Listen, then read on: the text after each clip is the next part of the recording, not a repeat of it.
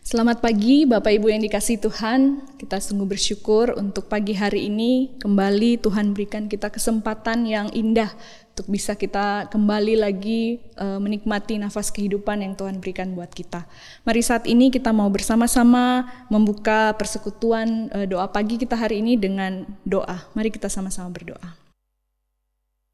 Ya Bapa kami di dalam surga, kami bersyukur sekali ya Tuhan, karena di pagi hari ini Tuhan berikan kami kesempatan lagi untuk kami bisa bangun dari tidur kami, menikmati satu kali lagi anugerah kehidupan yang Tuhan berikan buat kami. Tuhan, di pagi yang indah ini kami ingin mengawali hari kami dengan bersekutu bersama dengan Tuhan. Kami rindu, kami menaikkan pujian untuk Tuhan, mendengarkan firman-Mu dan menaikkan beberapa pokok doa kami. Mari Tuhan, Engkau pimpin kami. Tolonglah biar hati kami pagi hari ini sungguh boleh mengalami satu kerinduan yang dalam kepada Tuhan. Boleh rindu untuk menyembah Tuhan, rindu untuk belajar sekali lagi dari firman-Mu, dan rindu untuk bersekutu bersama di dalam doa-doa kami. Biarlah ya Tuhan, persekutuan pagi ini boleh kembali memberikan kedamaian dalam hati kami dan menguatkan kami untuk menjalani sepanjang hari ini dengan berbagai hal yang akan kami hadapi. Terima kasih ya Tuhan, ini doa kami, di dalam nama Tuhan kami Yesus Kristus kami berdoa. Amin. Mari kita mau mengangkat satu pujian yang berkata bahwa hanya Tuhanlah juru selamatku, Tuhan yang setia pada kita. Dan dialah Tuhan yang memberikan kita kekuatan melewati berbagai hal dalam kehidupan kita. Mari kita mau angkat pujian ini bersama-sama.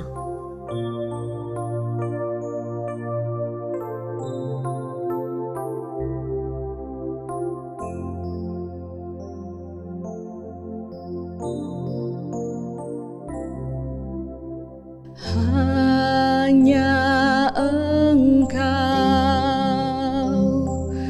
Juru selamatku, Tuhan Kau setia padaku.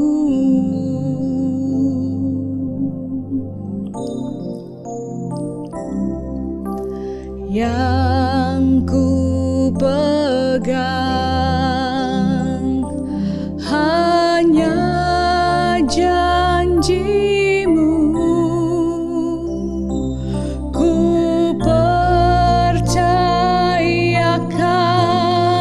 hidupku.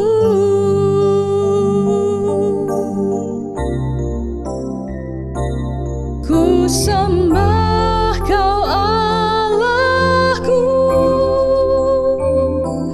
Bapa dan sahabatku. Kau yang pedulikan seluruh hidupku.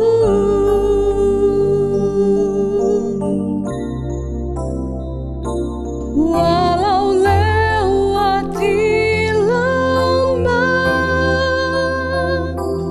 aku tak ditinggalkan. Yesus kekuatan di hidupku.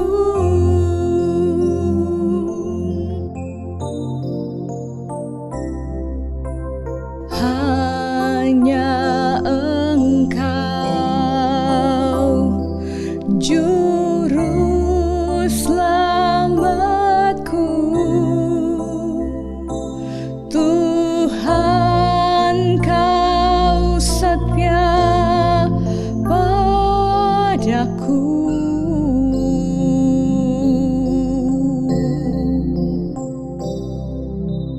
Ku yakini pertolongan-Mu takkan terlambat bagiku. Ku sembah Kau Allahku,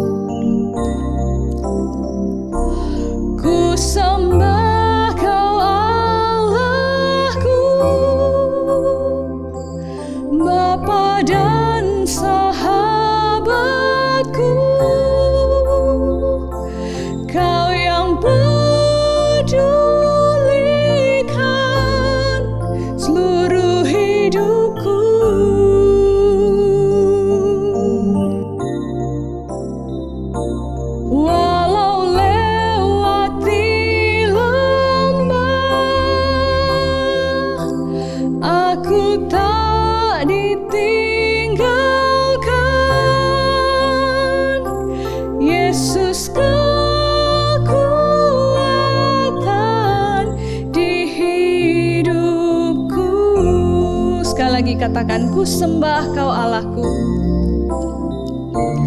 Ku sembah kau Allahku,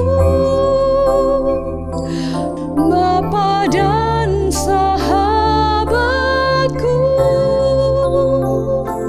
kau yang pedulikan seluruh hidupku.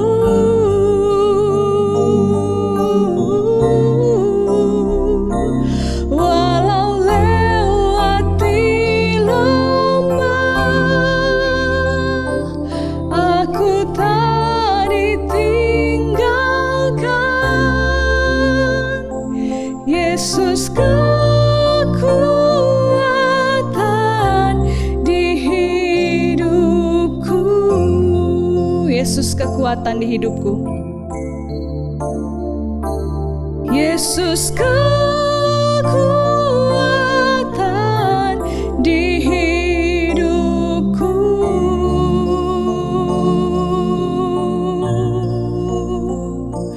Yesus kekuatan di hidupku. Amin, puji nama Tuhan. Yesuslah kekuatan dalam kehidupan kita. Mari kita mau membaca satu bagian firman Tuhan. Kita mau bersama-sama membuka Alkitab kita dari surat Yakobus pasal yang pertama ayat 9 sampai ayat yang ke-11. Yakobus pasal 1 ayat 9 sampai ayat yang ke-11. Keadaan rendah dan keadaan kaya. Baiklah saudara yang berada dalam keadaan yang rendah bermegah karena kedudukannya yang tinggi. Dan orang kaya karena kedudukannya yang rendah. Sebab ia akan lenyap seperti bunga rumput. Karena matahari terbit dengan panasnya yang terik dan melayukan rumput itu. Sehingga gugurlah bunganya dan hilanglah semaraknya. Demikian jugalah halnya dengan orang kaya. Di tengah-tengah segala usahanya, ia akan lenyap. Sampai di sana pembacaan firman Tuhan kita. Bapak Ibu, berbagai hal yang terjadi dalam hidup manusia terkadang mengubah atau seringkali mengubah cara berpikir seseorang dalam menilai sesuatu atau juga dalam memandang kehidupan ini. Atau mungkin bisa jadi juga hal tersebut membentuk pola pikirnya dalam menanggapi situasi yang ada. Misalnya kondisi hidupnya yang tiba-tiba berubah. Dari yang dulu mungkin berada penuh dengan kelimpahan materi, sekarang menjadi berkekurangan dan sebagainya. Atau mungkin juga berbagai tekanan, berbagai pergumulan yang dihadapi atau hal-hal yang lain yang dihadapi dalam kehidupannya. Seringkali ini juga mengubah konsep kita melihat segala sesuatu, mengubah pola pikir kita melihat situasi yang terjadi dalam diri kita, juga membuat kita mengambil keputusan dengan pola pikir yang baru. Nah, rupanya hal ini juga terjadi kepada orang-orang percaya yang menjadi penerima dari surat Yakobus ini. Karena itu di dalam suratnya yang tadi kita baca, Yakobus ini sedang memberikan, ya, seperti memberikan satu semangat kepada para penerima suratnya, kepada orang-orang percaya yang saat itu sedang mengalami pencobaan yang berat buat mereka, dan pencobaan-pencobaan ini juga adalah satu ujian terhadap iman mereka. Dan di sini Yakobus tidak hanya menasehati atau memberikan semangat kepada mereka yang miskin, tetapi juga memberikan semangat atau menasehati juga mereka yang kaya. Nah, Bapak Ibu, di sini Yakobus menasehatkan mereka agar mereka bermegah. Nah, di sini dikatakan beberapa kali kita lihat di ayat 9 di situ Yakobus berkata bermegahlah, begitu ya, atau dalam bahasa aslinya bisa diartikan juga bergembiralah atau berbanggalah, begitu. Nah, dalam ayat 9 ini kita melihat di sini Yakobus mengatakan kepada orang yang miskin, pada orang percaya yang miskin, untuk agar mereka bermegah atau berbangga dengan kondisi mereka. Nah, seperti yang saya pernah sampaikan, beberapa waktu lalu di dalam doa pagi juga dari surat Yakobus yang pasal pertama di perikop sebelumnya di ayat yang kedua sampai ayat ke-8, di situ saya juga ada menyinggung bahwa keadaan orang-orang pada waktu itu, keadaan orang-orang yang ada di perantauan itu, orang-orang miskin ini, mereka bukan hanya saja berkekurangan ya, bukan hanya berkekurangan, bukan hanya hidup susah, tetapi juga mereka mengalami satu perlakuan yang tidak adil atau mengalami satu penindasan ya, mengalami hal-hal yang tidak enak dari orang-orang kaya yang tidak mengenal Tuhan. Jadi orang-orang kaya yang tidak mengenal Tuhan ini mereka menghujat Allah dengan cara melakukan hal-hal yang tidak baik kepada para orang-orang percaya yang miskin ini. Mereka ditindas, orang-orang miskin ini ditindas, kemudian diperlakukan dengan sewenang-wenang begitu ya oleh orang-orang kafir ini. Nah, jika demikian kondisi orang-orang miskin ini, kita bisa melihat di sini begitu ya, bahwa nasihat Yakobus yang disampaikan kepada mereka untuk mereka bermegah, untuk mereka berbangga gitu ya dengan kondisi mereka dalam keadaan yang seperti itu rasanya terdengar aneh begitu ya.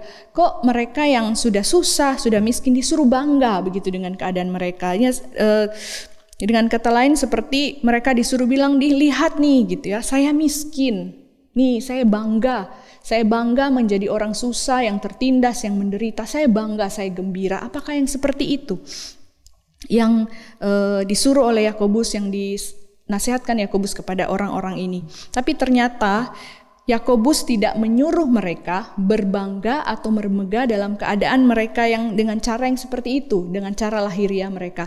Yakobus justru meminta mereka bermegah karena kedudukannya yang tinggi. Ya, di ayat 9 dikatakan bermegahlah karena kedudukan yang tinggi. Maksudnya adalah Yakobus meminta mereka bermegah karena kedudukan mereka di hadapan Tuhan.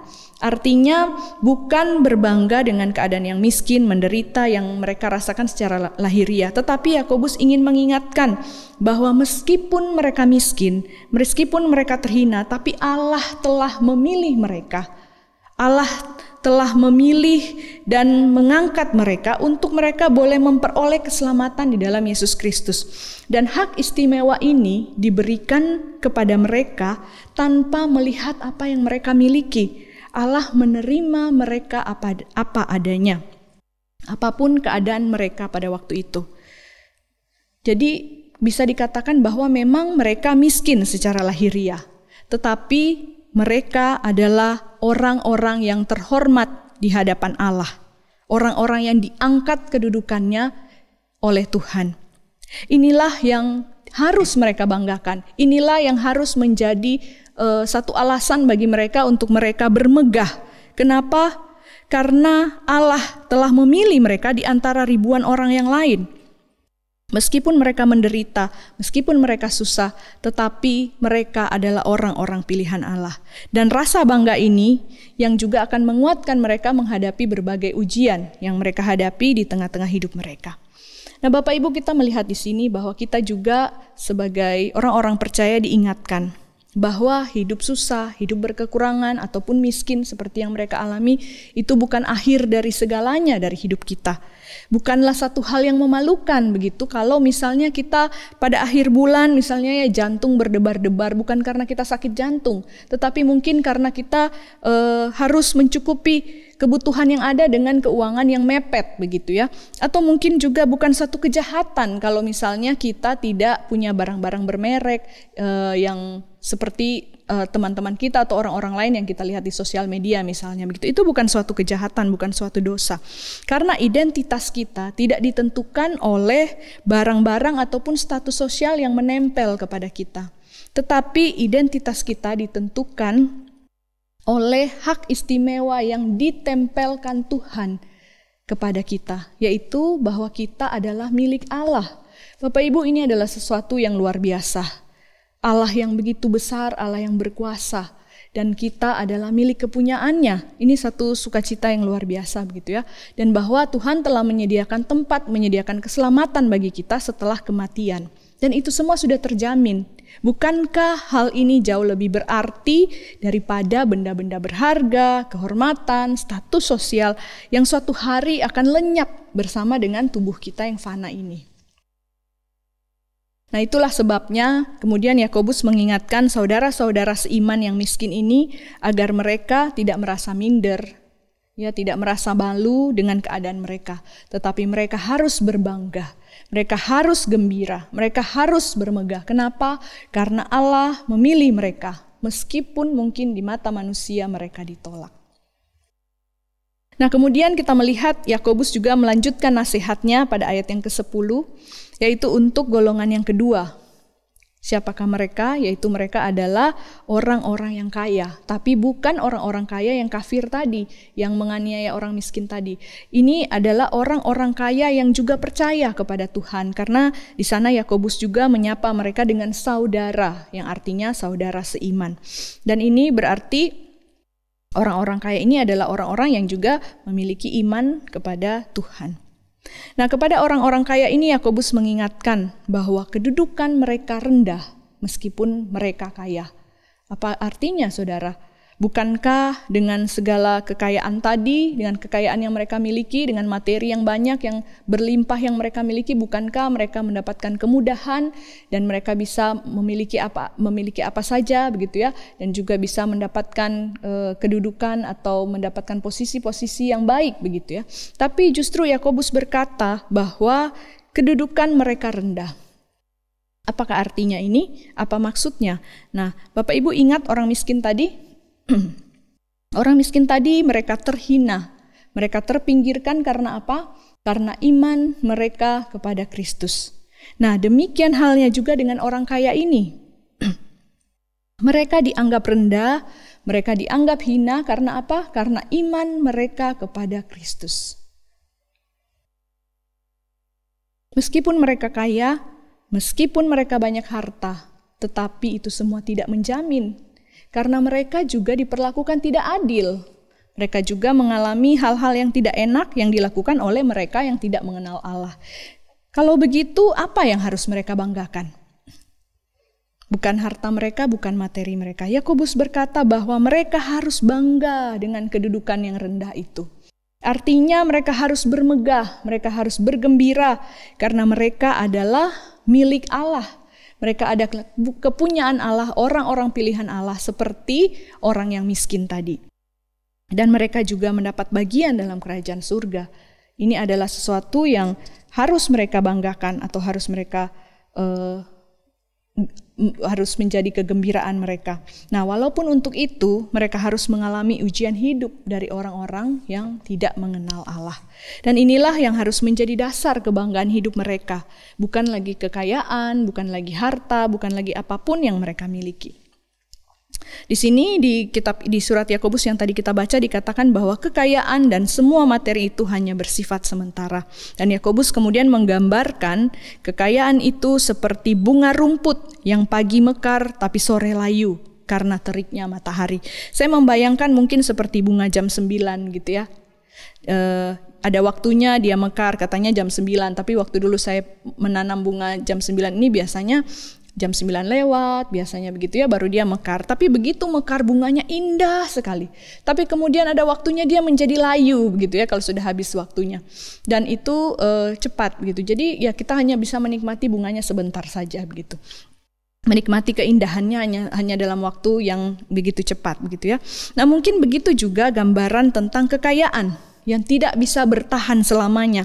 Ada waktunya habis ataupun ada waktu kita yang habis sehingga kita tidak bisa menikmati semua materi atau kekayaan yang melimpah itu. Nah, karena itu Yakobus dengan tegas berkata kepada orang-orang percaya yang kaya ini untuk tidak mengandalkan kekayaan mereka yang bersifat sementara, melainkan mereka hidup dengan bangga bukan karena harta itu tetapi karena harta di surga yang sudah disiapkan Tuhan bagi setiap orang yang percaya kepadanya. Nah, Bapak Ibu, melalui perenungan ini kita diingatkan untuk kita tetap bermegah, untuk tetap kita merasa bangga dengan hidup kita. Walaupun kita dalam keadaan yang miskin, ataupun mungkin kita dalam keadaan yang melimpah, dalam keadaan yang kaya. Karena kegembiraan kita, kebanggaan kita bukanlah terletak kepada harta atau kepunyaan kita ataupun kepada keadaan kita, tetapi terletak kepada identitas yang kita miliki di dalam Tuhan. Kita dipilih dan diangkat menjadi anaknya bukan karena status kita. Allah tidak pernah melihat status kita waktu Allah memilih kita. Waktu Tuhan Yesus naik ke kayu salib untuk menebus dosa kita, Yesus tidak melakukan sensus terlebih dahulu. Yesus tidak bertanya mana yang kaya, mana yang miskin. Tuhan Yesus juga tidak bertanya seberapa banyak kamu punya ini, kamu punya itu. Atau mungkin Tuhan Yesus meminta bayaran gitu ya, sebagai ganti rugi atas penderitaan yang ia terima. Tidak pernah, saudara. Yesus naik ke kayu salib hanya dengan satu tujuan, agar kita semua yang berdosa ini mendapatkan identitas baru di dalam Tuhan, yaitu menjadi milik kepunyaan Allah. Dan itulah yang seharusnya menjadi kebanggaan hidup kita, menjadi kekuatan di dalam kehidupan kita, bahwa kita punya Tuhan yang mengasihi kita. Nah, Bapak Ibu, sepertinya hal itu juga yang disadari oleh Mother Teresa. Kita semua mengenal siapa Mother Teresa atau Ibu Teresa. Ya, ketika ia terpanggil untuk melayani orang-orang miskin di Kalkuta, Ibu Teresa rela untuk hidup di dalam kepapaan ya atau kemiskinan. Apakah kemudian mungkin kita bertanya, apakah mungkin Ibu Teresa sudah hidup miskin sejak lahir sehingga ia tidak merasa risih dengan kemiskinan yang kemudian dia hadapi? Ternyata tidak, saudara. Ibu Teresa lahir dan dibesarkan di tengah-tengah keluarga yang cukup berada gitu ya. Tapi kemudian ia rela meninggalkan semuanya. Ia rela meninggalkan kekayaan, status sosial, kenyamanan, bahkan masa depan yang mungkin secara manusia dilihat cemerlang begitu ya, untuk hidup miskin, untuk berada di kondisi yang sangat berbeda dengan yang sebelumnya gitu ya, tidak punya apa-apa, dan sekarang dia mendedikasikan hidupnya untuk melayani orang yang sakit, dan bahkan dia tidak dibayar begitu ya, tapi dia rela melakukannya. Saya kemudian merenungkan, apakah mungkin Ibu Teresa melakukan itu karena ia tahu bahwa identitas dirinya tidak ditunjukkan oleh status sosial yang dia miliki, mau itu kaya atau miskin, tetapi karena belas kasihan Allah baginya, karena pilihan Allah baginya, maka ia mau rela melakukan itu. Sehingga kita bisa melihat bagaimana ia dengan tekun melayani Tuhan, ia dengan tekun bekerja untuk juru selamatnya. Dan juga kita melihat banyak orang yang bisa merasakan buah dari pelayanan Ibu Teresa. Bapak Ibu, mari juga kita dengan bangga memakai identitas kita sebagai umat pilihan Tuhan. Sehingga ketika kita menghadapi naik turunnya kehidupan kita, ketika mungkin tadi kita yang berada di atas, sekarang kita harus ada di bawah. Atau mungkin kita juga yang tadi berada di bawah, kita juga hidup, kita bisa punya kehidupan yang lebih baik misalnya, hidup berkecukupan, berbeda dengan keadaan sebelumnya. Ketika juga mungkin kita ada di dalam pergumulan atau ada di dalam pencobaan, dengan rasa bangga itu, maka kita akan mampu menghadapi semuanya. Kita akan bisa dengan tetap kuat menghadapi setiap ujian yang kita hadapi. Karena fokus hidup kita bukan terletak pada materi yang kita punya, bukan terletak pada status sosial yang kita miliki, tetapi hidup bagi Tuhan. Marilah kita selalu bersandar kepada Tuhan, mengandalkan Dia, karena apapun yang terjadi dalam kehidupan kita ini hanya sementara, tetapi Tuhan tidak pernah berakhir. Tuhan ada untuk selama-lamanya. Amin. Mari bersama-sama saat ini saya mengajak kita untuk menaikkan beberapa pokok doa, dan biarlah melalui doa ini kita ditolong, kita diingatkan untuk punya hati yang tetap bersandar kepada Tuhan, punya hati yang mau mengingat bahwa identitas kita adalah di dalam Tuhan, bukan kepada apa yang kita punya di dunia ini. Mari bersama saya mengajak kita berdoa bersyukur untuk anugerah keselamatan yang Tuhan berikan buat kita. Kita bersyukur karena Tuhan boleh memberikan kita kesempatan menikmati keselamatan, menikmati anugerah-Nya, menjadi orang pilihan Tuhan. Dan kita juga mohon pertolongan Tuhan agar kita selalu dapat menjadikan Tuhan sebagai satu-satunya juru selamat sepanjang hidup kita. Mari kita berdoa. Ya Tuhan, kami bersyukur pada pagi hari ini karena kami tahu bahwa keselamatan kami sudah terjamin, dan kami sadar Tuhan, itu bukan karena usaha kami, karena kekuatan kami, apalagi karena hebat kami. Bukan ya Tuhan, kami tidak mampu. Kami tidak bisa ya Tuhan untuk menggapai semua itu, dan kami menerima itu karena belas kasihan Tuhan. Oleh sebab itu Tuhan, betapa kami bersyukur. Kami sungguh bersyukur ya Tuhan, karena kami punya Allah yang baik seperti Engkau, yang memberikan kami kesempatan untuk bisa menerima anugerah ini. Tapi Tuhan, tolonglah kami dengan berbagai hal yang terjadi dalam kehidupan kami. Bisa saja tiba-tiba ya Tuhan kami berpaling dari Engkau. Karena itu tolong kami Tuhan, supaya kami terus mengandalkan Engkau dan terus menjadikan Engkau sebagai satu-satunya juru selamat di dalam kehidupan kami. Sepanjang hidup kami ya Tuhan di dunia ini sampai kami bertemu kembali dengan Engkau. Ini doa kami dalam nama Tuhan Yesus. Mari kita juga mau berdoa bersyukur untuk berkat Tuhan dalam kehidupan kita. Jika Tuhan izinkan, jika Tuhan berikan kita anugerah-anugerah dalam kehidupan kita, berkat-berkat yang melimpah dalam kehidupan kita, mari saat ini kita mau bersyukur. Apapun itu, di dalam kelimpahan, di dalam kekurangan, mari kita bersyukur kepada Tuhan. Kita bersyukur untuk pekerjaan, kita bersyukur untuk kesehatan, kita bersyukur untuk kekuatan, untuk saudara, untuk rekan yang baik, untuk pasangan, untuk anak, untuk apapun itu yang Tuhan boleh berikan dalam kehidupan kita. Mari kita bersyukur. Tuhan, kami bersyukur untuk apapun yang Tuhan boleh berikan dalam kehidupan kami. Dan Tuhan, biarlah Engkau terus mengajarkan kami untuk bersyukur atas apa yang boleh kami terima di dalam segala kondisi kehidupan kami. Baik itu dalam kondisi melimpah, baik dalam juga kondisi berkekurangan ya Tuhan. Biarlah kami selalu punya hati yang mau mengucap syukur kepada Tuhan, karena kami sadar ya Tuhan bahwa tanpa pemberian-Mu, tanpa berkat-Mu kami bukan apa-apa. Karena itu Tuhan, biarlah apapun yang kami terima di dalam kehidupan kami mau selalu punya hati yang bersyukur kepada Tuhan. Terima kasih ya Tuhan, terima kasih. Mari kita juga mau berdoa, menyerahkan untuk setiap pergumulan kita.